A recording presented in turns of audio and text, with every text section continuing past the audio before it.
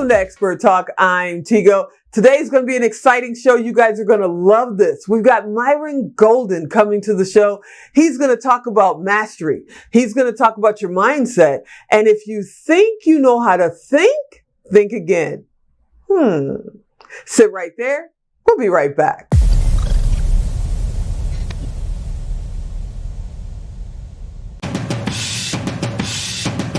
Dr. Myron Golden is a dynamic business trainer and success coach, author, and speaker. He has over 30 years of experience in the marketing and sales arena. Despite the fact that he contracted polio as an infant, Myron is a black belt in the martial arts and has had to overcome many obstacles to succeed in his life and career. He is in high demand as a speaker and trainer in the areas of sales, marketing, and business development and financial literacy. Myron has assisted his clients and businesses that do as much as $10 million per year in revenue. And Myron can assist any business owner in growing their business by 2x, 5x, or even 10x what they are currently producing. Myron teaches also everyday people to become wealthy, often using skills they already have. Myron is able to help his clients see the value in skills and resources they already have but have been undervaluing. He is the author of several books on the subjects of business and finance. His book, From the Trash Man to the Cash Man, has sold over 140,000 copies. If you will open your mind and allow him to share with you his principles, he can change your life for the better. Now, put your hands together for Myron Golden.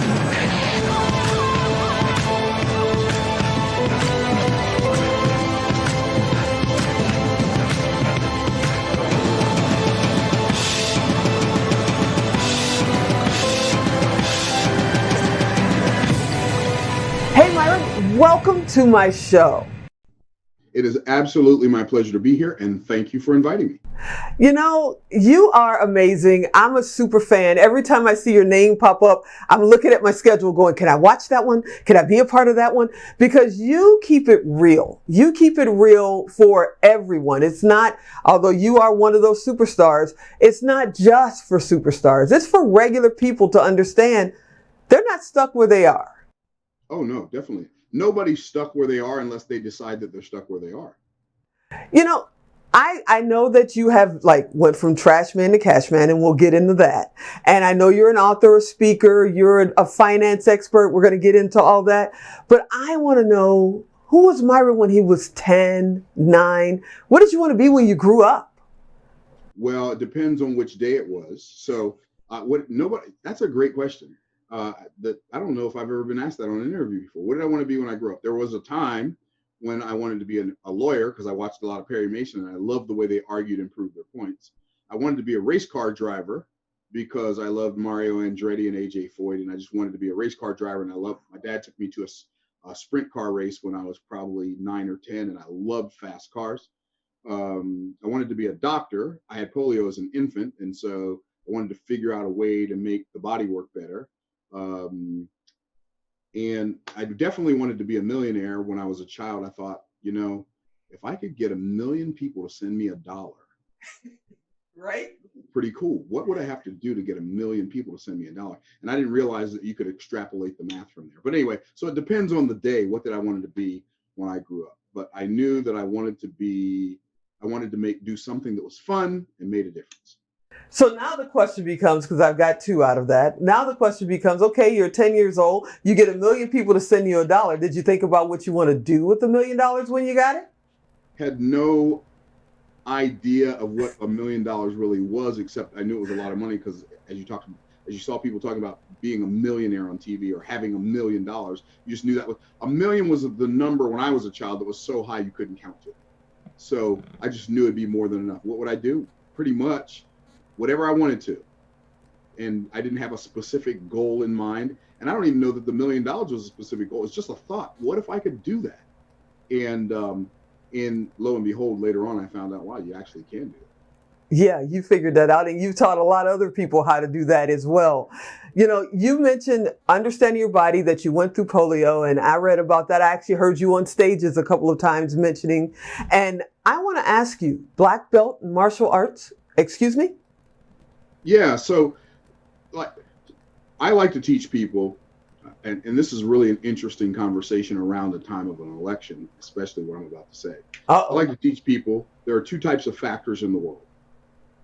There are two types of factors in your life, my life, everybody else's life.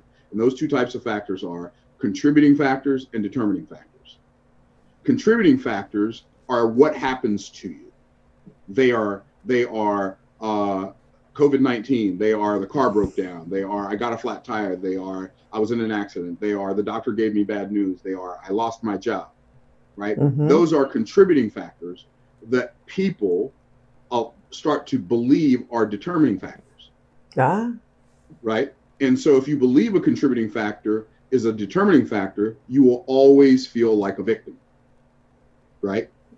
But when you recognize that contributing factors are almost always something that's going on outside of you and always outside of your control, whereas determining factors are what goes on inside you, and those are always within your control. Now, is that, I think that just opened the door for us to talk about mindset, because I've heard you talk about mindset many times, and getting your mind right and being able to think in the right, learning how to truly think. Right. And most people don't think, they just think they think. But what happens is, like, you'll have a bunch of politicians and they'll tell you they're going to fix all your problems. And for people who believe that contributing factors are determining factors, they'll buy that lie. But the reality is, no politician, doctor, mama, daddy, grandmama, and them, nobody can fix your problems but you. In fact, you were assigned the specific challenges that you have in your life because those were the challenges that you were supposed to overcome in order for you to be a champion. Yeah, I'm a black belt in martial arts, and I have my left leg is weaker than my other leg, and learning how to kick and was challenging. Learning how to punch was easy. So I did more moves with my hands than I did with my feet. But and people look at me like, oh my goodness, you were a black belt in martial arts and you walk with a brace. I knew a guy who was a black belt in martial arts. He had no legs. Wow. No legs. And he would fight in karate tournaments and win. Wow. So we have all these ideas. So what will happen is something will happen outside of us and it'll be a contributing factor, but we'll create a story about that thing. We'll tell ourselves that story, and then we'll go around acting as if the story we told ourselves is the truth about the situation. But the reality is, the story that we told ourselves is exactly that. It's the story we told ourselves. And that's where the determining factors come from. They come from the stories we tell ourselves. Now, and it's also, to me, and it's my opinion, that it's what we're told by our parents. Like, my parents said, being rich, having money, making $1 million, that's for them. And I would ask my mother, well, who's them? And she says, them over there. She never knew who them was, but she knew that it was never meant for us to make any money. It was never meant for us to do anything but live payday to payday and keep the lights on. So right. How do you feel about that? So it's the same thing. So let's say your parents that's what your parents taught you. That's outside of you. And then once you see somebody tells us something, regardless of what they tell us, whether they tell us we can be rich or can't be rich, it still has to go through our filter, and then we have to translate that into a story we can buy into. There were things that my parents told me that I believed, and there were things my parents told me that I didn't believe. Right? Yeah. And so at the end of the day, this is how I like to say it, at the end of the day, every top has to sit on its own bottom, and I've got to take responsibility for my actions or lack thereof. Okay, so now let's talk about what I call the lottery curse, or whatever people call the lottery curse, and what my opinion is. People say, oh no, people win the lottery, they lose it within years, blah, blah, blah. And I always tell them, if you got $211 in your checking account and you can't balance your checkbook, if you got $211 million in your checking account, you still can't balance your checkbook. So what do you think about people's mindset when it comes to money itself and what they should do with their finances? Oh, you know how to load a question and hand it to a brother, don't you? Oh, yeah. Yeah. You said you were ready to walk into the lion's den. Welcome to my home. Let's go. There you go. There you go. Well, I'll say this. Most people, 90, I'm going to say worst case scenario, best case scenario, 97% of the people in the world are absolutely clueless about money, even though it affects every aspect of their lives. They have no idea what money is. They have no idea what money's supposed to do. They have no idea how it works. they think it's something that you're supposed to trade your time for. And so almost everything that people believe about money has to do with a lie that they've been told, but they bought the lie. And my encouragement for people is don't buy the lie. It costs too much. So what do I mean when I say that? Well, first of all, most people believe that money is inherently evil, right? Yep. Most people, right? Yep. The people who don't believe that money is inherently neutral. And there's just a small sliver of people who believe that money is inherently good. Well, and people say, well, money's evil, and the more money you have, the more evil you are. Well, I'm not buying that lie. I mean, I've got a lot of money, and I'm really not an evil dude, right? And I know I've got a lot of friends who have a lot of money, and they're not evil people. And so I'm not buying the lie that the more money you have, the more evil you are. I happen to be a person who I'm 59. I have been studying the Bible for 42 years. And what's fascinating to me is the Bible is a book about life. It's not a book about religion, right? And a lot of people think that the Bible is a book about religion. But the Bible is not a book about religion. It's a book about life. It's a book about government. It's a book about how things work. And what's fascinating to me is when I read the Bible, and I've been reading it for a long time, here's what I discovered. Satan didn't create money. God did. Satan didn't create wealth. God did. And but we have this idea that we got from religious conjecture that somehow or another money is inherently evil, and the more of it you have, the more evil you are. Well, it's just not how it works. So money is simply a tool. It is a spiritual tool. It is, and say what people say, well, what's it a tool for? It's a tool to measure value, measure and store value, and to exchange, measure and store value. That's what money is. It's a tool to exchange, store, and measure value. What does that mean? Well, you exchange value. My mother-in-law's birthday is today, and my wife and I are going to take my mother-in-law out to dinner, and my son-in-law, and my daughter, and my granddaughter. We're all going to go to dinner together for my mother-in-law's birthday today. I'm a very nice guy. I eat at this restaurant all the time. They know me. When I go there, hey, Mr. Golden, how you doing? But they're not going to feed me because I'm a nice guy. True. They're not going to feed me because they know me. They're going to feed me for one reason and one reason only. And that is because I can prove to them that I created value for someone other than myself. How do I prove that? I prove that by taking out a credit card. I prove that by taking out some money. And I give them the money, which basically says, hey, I served somebody, they gave me this. This is my proof. This is my certificate of value created that I'm going to give you so that you can give me some food. Wow. So I like to tell people money is the incentive program that God created so human beings would treat each other good. I love that. But I know what's happening right now. I got viewers out there that are looking at this and they're going, well, yeah, you can say that. You have money. You know, I've been laid off. I've been downsized. I'm sitting here in my house wondering, am I going to get to keep my house? And of course, you can say that because, you're you. You don't know what this is like. They haven't read your book, so they don't know what that is. And they're going, somebody who already has it, how are you going to tell somebody else who has no clue how they could even get through next month, let alone the rest of their lives? I think that's one of the things that qualifies me to be able to tell them. The fact that, I'm one of those people, probably like you, Tigo. I'm one of those people who did really well in school all the way through.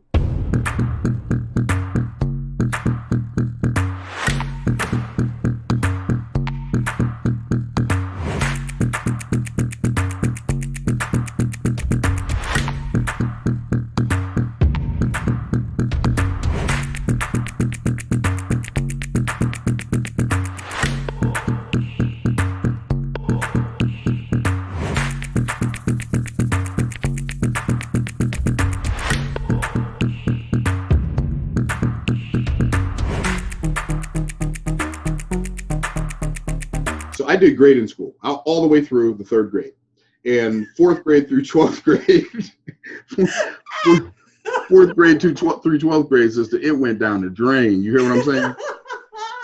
Third grade, I started getting bored. Fourth grade, I was done. I was mentally checked out. I couldn't figure out why these people were wasting my time. I couldn't figure out why I was doing the same thing now I just did last year. And I thought we were supposed to be here to learn stuff. I already noticed. Why are we still doing it? Yeah. And I totally checked out. And I stayed checked out until I graduated. In fact, I almost quit school 2 weeks before my graduation. That's a whole nother story. But I grew up poor. I'm the second of 7 brothers. My parents were hardworking, but they didn't know how to make money work for them. So we grew up poor. When I was growing up, I never one time when I lived in my parents' house as a child, not one time in my life did I ever see them buy a car that cost more than $500. And I saw them buy a lot of cars that cost less than $100. When I went off to college, met this beautiful girl, and see, I didn't have money. All of my clothes back then, like I have custom clothes made now, right? But back then I didn't have custom clothes made. All my clothes came from Goodwill, AMVETS, and Salvation Army, right? So I met this girl, and man, she was, I said, Lord. Well, you can see a picture of me and her right there, right? Okay. And that picture was taken probably 32 or 33 years ago, and she still looks exactly the same today. Wow, that's amazing. So like I was just talking to my administrator today, Lorinda, and she says, I love your wife. She looks like a stinking teenager. Well, she does, but she's not a teenager, right? So what happened was I didn't have money. I didn't have a nice car. I didn't have nice clothes. I didn't have pockets full of money. So the only 2 things I had going for me was I could write poetry that could make you hurt yourself, and I could talk really good. So you know what I did? I met this girl. The day that I met her, went back to my dorm room. I told my brother, I said, I met the girl today I'm going to marry. But I had a little bit of a challenge. Would you like to know what that was, T? I would definitely like to know what that was. She didn't go back to her room and tell anybody she would go marry me. And so I wrote a poem when I was 21 that was 27 stanzas. I believed back then, like I believe right now, if you want something, throw the gauntlet down and just be all in, right? So I wrote this poem called What Will It Take? I won't do the whole thing, but you want to hear some of it anyway? Yes, please. So I wrote this poem called What Will It Take? I'm 21 years old. She's 18. And I said, what will it take to win thine heart, thou fairest of the fair? Will it take a prince of princes or a valiant knight to dare to win in one so beautiful as you? Might that require a nobleman, a priest, a king, or someone even higher? What will it take to win the heart of one so kind and fair in you? It'll probably take a rich man or handsome of a truth. What will it take to win the heart of one so comely and sublime? Must one be a sovereign ruler or a monarch in his prime? None of these do I possess, and yet I seek to win thine heart, thou queen of elegance, above these valiant men. I'm not a prince of princes, and I've never been a knight, but if I had a chance to win your heart, I think I might. I'm not a nobleman, I'm not a priest or king, but to win your heart, thou fairest, I'd make the bells of heaven ring. Since I don't know what it takes to win your heart so true, please tell me what it takes to win, and that's what I will do. She said, oh, Myron. I said, oh, it's on now, boy, it's on. And a whole bunch of poems later, and a whole bunch of promises later, I finally got her to say, I do. Wow. Guess what? Guess what happened? What happened? We got married before I learned the marriage math. Okay, explain. And the marriage math rocked our boat. Here's how the marriage math works. If you are having a hard time taking care of one person financially, taking care of 2 people is twice as hard. Yeah, most definitely. And then if you have children, you have a whole new problem. Now we are at a whole nother level, right? So watch this. Here's what happened. I'm married to this beautiful girl that I made all these promises, wrote all these poems, and I couldn't find a job. So what I'd do is I'd buy old raggedy cars, fix them up, and then put them in the paper and sell them. I'd do whatever I could do to hustle up some money, right? Wow. Well, lo and behold, don't you know that we were so poor at one point, just me and my wife, so poor at one point that we had a couch, a chair, a kitchen table, and a bed, and a dresser. We took the cushions out of the couch and the chair, took the seats out of the car, so we could find enough change to buy 1 loaf of bread so we could eat peanut butter and jelly sandwiches. Because we had the peanut butter and we had the jelly, but if you don't have no bread, you can't make no sandwich. And we didn't have no bread. Wow. Okay, so I know what it's like to be pitiful poor. Definition of pitiful poor. So poor people feel sorry for you, right? And I can remember when my wife was 8 months pregnant with our first child, our water and electricity were both disconnected at the same time. Dang. And I was working as hard as I could and doing everything I knew how to do, but everything I knew how to do was not enough. So I had to learn something I didn't know, become something that I had not yet become, so I could do something that I couldn't have. I do something I couldn't do before, so I could finally have something that I had never been able to have. And see, if I'm unwilling to learn and unwilling to become and unwilling to do, I don't deserve to have. Wow. Wow.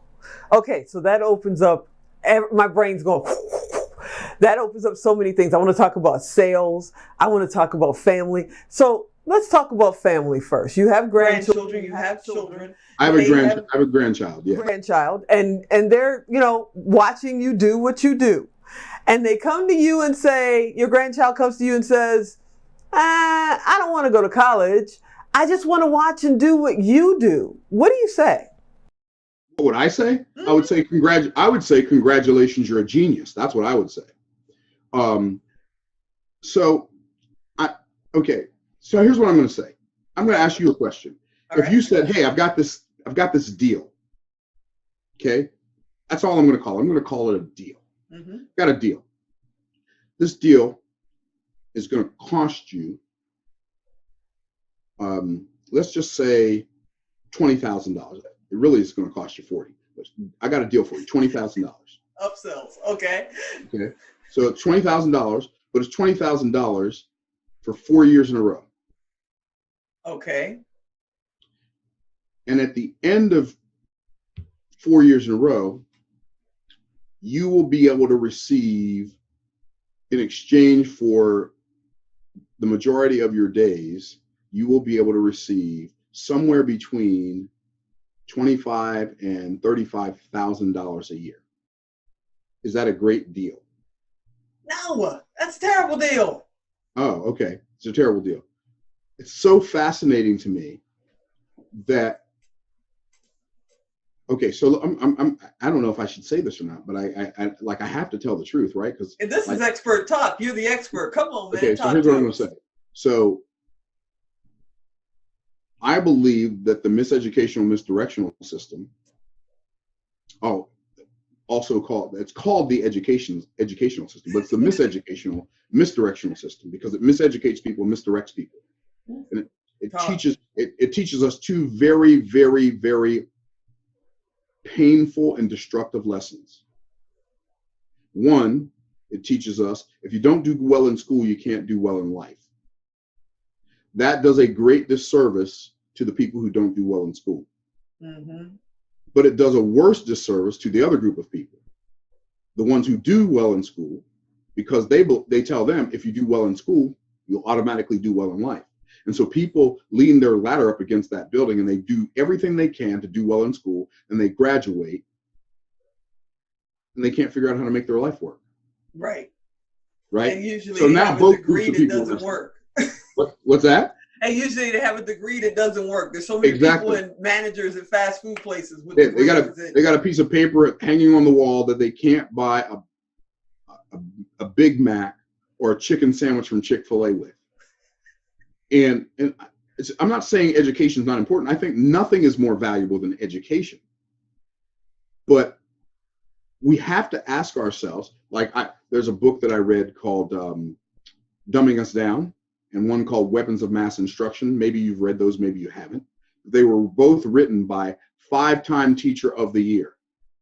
And he said, the purpose of school is not to teach people how to think. It is to program people not to think. I agree with that. I do too. Yeah, I totally agree with that. Yeah, this whole idea of send your kids off to college and college is going to make them productive citizens. College makes young people, anything but productive. They go off to college. Most kids go off to college and they spend 4 years, or at least 2 of their first 4 years, getting drunk, getting high, and laying around with everybody for the first 1.5 to 2 years. And some of them for the whole time. and just playing and wasting time and wasting money. Yeah, and usually it's the parents' money. Exactly. So it's the next level of I don't want to grow up. Wow. I find it fascinating that in America, we want we want parents to feel guilty for not playing with their children, and we act like the creme de la creme of parenthood is parents who play with their children. I think the creme de la creme of parenthood is parents who take their children to work with them, because they're going to be coming into our world. We're never going to be going into their world. I agree with that. You know, my parents were literal sharecroppers when they were kids, Mississippi and Arkansas, and they were labor workers. There's no other way to put it. My father worked in the steel mill and my mom worked in the sweatshop. And when school was on strike or there was summer breaks or whatever, they took me to work with them. And I knew that was not what I wanted to do, you know, and their answer was, get good grades, stay in school. And I said, that's not it either. There's got to be a better way. So I joined the Navy and my life completely changed. But it's like, you know, I'm sitting here and the first thing I'm thinking about is there's so many people that I've heard it my whole life, jack of all trades, master of none. So they know a lot about a little of everything, and they have no understanding of what mastery is, or how to pursue it, or even if it's something in their wheelhouse. Can we touch on that for just a minute? So mastery, I believe that's one of my favorite words, mastery, because one of the things that I teach my students is that one of the biggest problems of the miseducational, misdirectional system is the fact that they teach you that the purpose of learning is knowing, but the purpose of learning is not knowing. The purpose of learning is mastery. Now, I'm not just going to say that. I'm going to give you a definition of mastery. Please. The definition of mastery is the ability to execute effortlessly without the use of conscious resources. So when I tie my shoes, I'm using mastery. Why? It does not require any of my conscious resources. A lot of times when I'm driving, it's mastery. When I'm riding a bike, it's mastery. I don't have to, okay, how do you do this again? Okay, get on the bike, you know, do the pedals. You know, I don't have to, no, it's relegated to my unconscious, to my subconscious automatic mind. And so what most people don't do is they don't learn skills that when they master them, they will take their life to another level. It's so fascinating. Do you realize that what people really need to succeed beyond some basic 8th grade educational stuff, they need the right mindset, right? Agreed. And they need the right skill sets, and they need the right tool set. Those 3 things right there can take your life to another level. And you need to master your mindset. What do I mean by mindset? I'm talking about your expectation, which is your greatest superpower. That's one of the things you got to do with your mind. You got to empower your expectation and only give energy to outcomes you desire. 2, with regard to mindset, is you have to understand that the purpose of learning is mastery.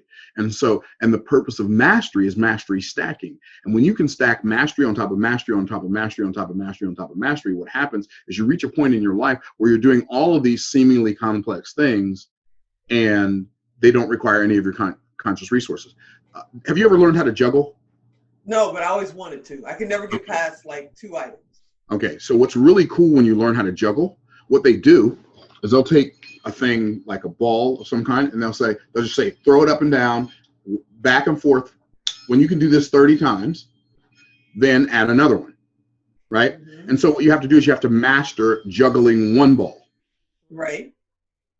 Then you throw one up, and when this one's coming down, that's when you throw the other one up. And I only have one that's this weight. If I had 2 golf balls on my desk, which I don't, I could show you what I'm talking about. But a guy taught me how to juggle one time in less than 15 minutes on stage in front of 1,000 people. Wow. And it's one of the greatest illustrations of how to be successful in life I've ever seen, because life is a series of juggling different responsibilities. And so what you do is you master one, and you get one down to where it requires all this attention, all this attention, all this attention. And then finally one time you finally got it, and life's like, right? And so you keep going back and forth. Then you throw another one in there, and when one's on its way down, you throw the other one up, and then you throw one more in there. And when one's on its way down, you're always throwing one up when one's coming down, right? And so like you master one at a time, then you master 2 at a time, and then you master 3 at a time, and then all of a sudden, oh, it's so amazing, he can juggle. Well, what he did was he mastered something and then stacked another mastery on top of that mastery and another one on top of that one. And in business, what you've got to do is you've got to learn business skills and then mastery stack those business skills. When it comes to money, you've got people want to stack up money. Well, you can't just stack up money. You got to stack. First of all, you got to master some money skills, and then you have to stack those money skills that you've mastered on top of those masteries of money skills on top of each other, and then you can create wealth. But it feels, the reason it looks magical when people make a lot of money, it looks magical and it looks effortless because they've taken the time to master each individual component and then stack those components on top of each other. So they do all of these complex moves without any use of conscious resources, and they make it look so easy that it seems impossible to other people who are watching. Wow. Okay, now that I'm sitting here with my mind blown and I got 28 and a half minutes for the network, and I'm going to sit here and just look at you for a second and go, wow. I want you to know how much that's costing, that one wow. And then I'm sitting here going, okay, I got 15 questions going through my head, so I hope you can come back again because I know we only have you for a few more minutes. But I want to ask you about the word expert because the show is called Expert Talk. And I get 1 out of maybe 2 out of 3 people that actually want to be on the show because the other ones, even though they've been doing what they do for 5, 10, 15 years, they go, but I'm not an expert. That's not me. I just do what I do. I'm not an expert. Why do people not want to give themselves the credit for the work and effort that they put into their careers, their family, their life journey? They just want to sit back and go, no, that's the other guy. That's not me. Why is that? Well, I call it the world's worst business disease. I call it I'm just me-itis. Yeah. Inflammation of the I'm just me gland. Exactly. So fascinating that when we see someone else who does something that we can do, when they can do it, it's awesome. When we can do it, well, it's just everybody can do that. Well, everybody can't do it. There are things like when you were telling me, "Oh, Myron, I'm a super fan of yours." I'm thinking to myself, I didn't know I had super fans. Oh, you do. I do. Okay. And that's great, but I don't mean this to sound funny, but I'm not a super fan of me. I mean, I love being me, but I know I'm a regular guy. And I think most people are in tune with the fact that they're just a regular guy or a regular girl. And when other people make a big deal out of them, they're like, why are you making a big deal about me? I get to spend all my time with me. And, I'm just a regular person. Well, none of us are just regular people. The reality is we're all superstars.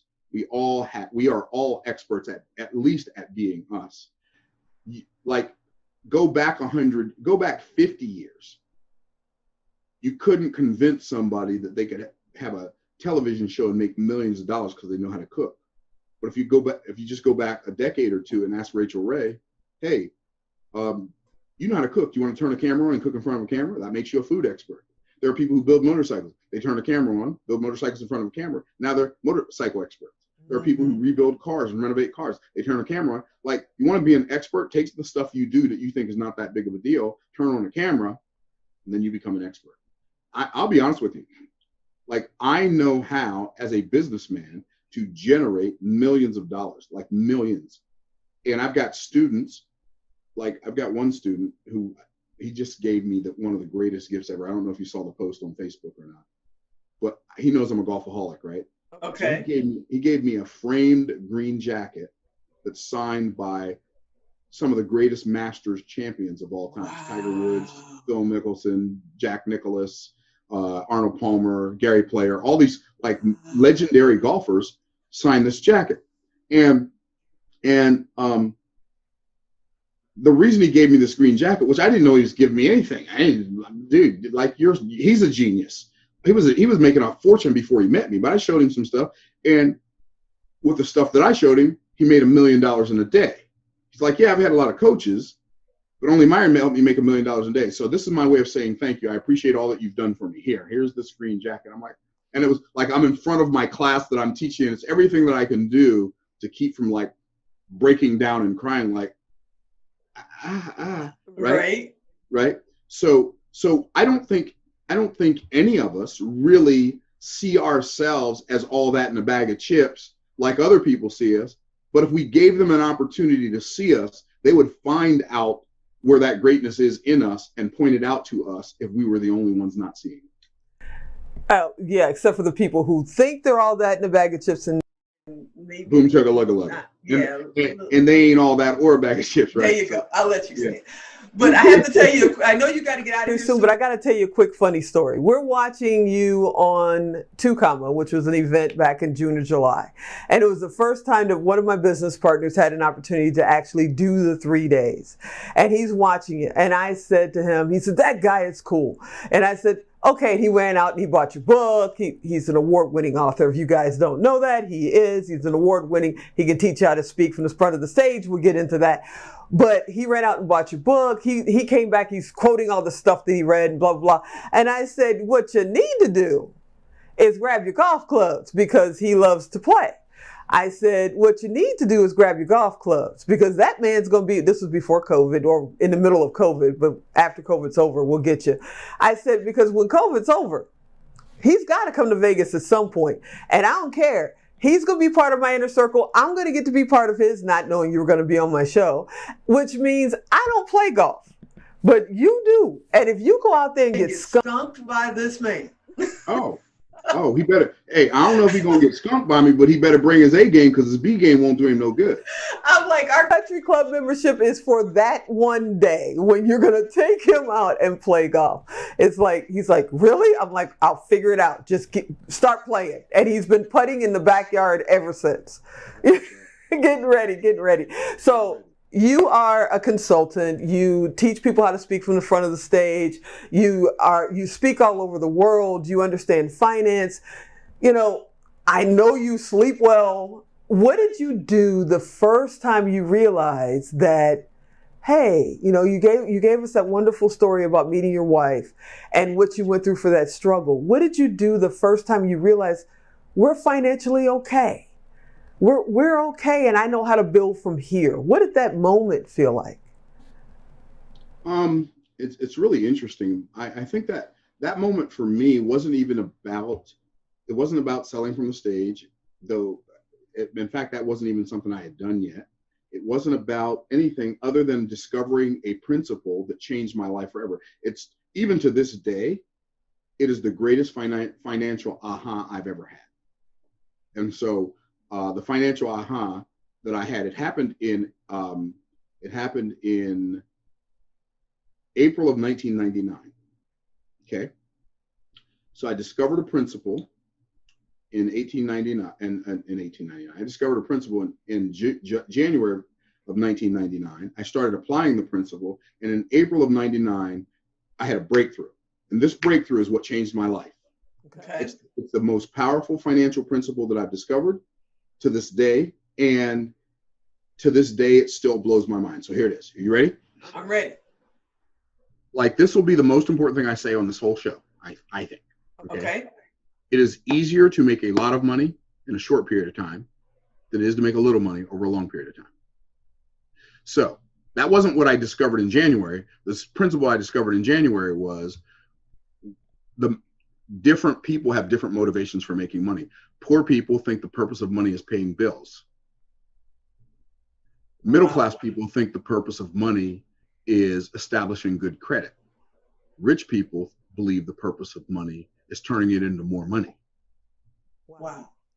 And so I shifted my focus from, okay, what can I buy with this money, or what bills can I pay with this money, to what kind of asset can I turn this money into? What can I put this money into that's going to turn into more money? And so I shifted my focus, and I started focusing on building assets that would pay me even when I wasn't working. And what's fascinating is when you do that, when you first start building the asset, it doesn't pay you at all. And so most people are so addicted to a paycheck that they can't work on anything that could make them wealthy long enough to see the fruit of it, because usually the things that will make you wealthy aren't going to make you anything the first day, maybe not even the first week, maybe not even the first month. I mean, Jeff Bezos, he was almost 10 years before he was profitable, and now he's one of the richest men in the world, if he's not the richest man in the world. Wow. See, most people are so addicted to a paycheck that they have not yet learned how to stop working for money. I believe in working hard. I believe in making money. I just don't believe that working hard is a good reason to make money. I mean, I don't believe that making money is a good reason to work hard. I believe it's more important to work hard to develop relationships, work hard to learn a new skill, work hard to build a system that will pay me when I'm no longer building it. Those are 3 great reasons to work hard. But I don't believe in working hard for money.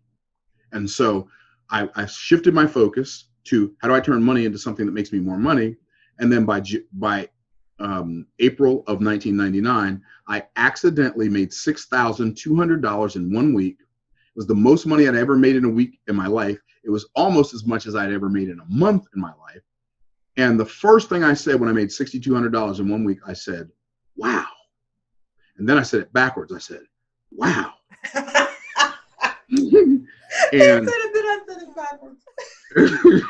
And and I know for those watching me, I know I'm corny, but it's not news. They're laughing too. It's okay. I've been that way for a long time. It's not likely to change anytime soon. And so then I said, it's amazing how easy that was. That must mean it's easier to make a lot of money in a short period of time than it is to make a little money over a long period of time. And in that moment, I decided I am going to stop looking at or looking for the hard ways to make a little bit of money. And I'm only going to look at and look for the easier ways to make a lot. And when I did that, everything changed for me. My goodness, I can't think of a better way to wrap up this segment. I really hope that you will come back, because we could spend an entire segment just talking about speaking from the stage, just talking about mastery. I mean, we kind of touched on a little bit of everything. I've been flashing your website and your social media as you've been speaking through this episode. But if you'll tell people, because they may be listening and not watching, how do they get in touch with you? What's really cool, so I don't talk on the phone generally unless I'm talking to somebody in my family or one of my high-paying clients. And don't talk to my high-paying clients on the phone very often. Okay, so I don't talk to people because I don't like the phone. It's an interruption. The best way to reach me, if you want to reach me personally, we've got teams that do all of that stuff, answer phones and emails and all that. If you want to reach me personally, you want to get a response from me, send me a message on Instagram. I check my own Instagram. If you send me a message on Instagram, I will get that faster than I'll get a text message. I'll check it and respond to it faster than I'll check and respond to a text message. So Instagram is the best way to communicate with me. That's number one. I have a free gift for everybody who's an entrepreneur. You're a high-level entrepreneur. You're already making some money. You'd like to take your business to another level. I've got a free gift for those people. If you'd like me to tell them. Oh, yes, please. So there are 5 keys that if you master these 5 keys, you can scale your business twofold, threefold, tenfold, 100-fold. And these 5 keys are what I showed my student Dan, who had that $1 million day. I've had several students have $1 million day. And so it's called the 5 keys of, it's the 5 golden keys of scale. So if you go to www.keysofscale.com, and put your name and email address in, you'll get access to the video immediately on the 5 golden keys of scale. You'll probably want to take notes on it. If it makes sense to you and your business is somewhere between $10,000 and $50,000 a month in revenue, and you want to take it to between $100,000 and $5 million a month in revenue, then book a call and see if you apply to see if you qualify to work with us. And if you do, congratulations. And if you don't, congratulations, you're at least working towards it. Oh my goodness, that's amazing.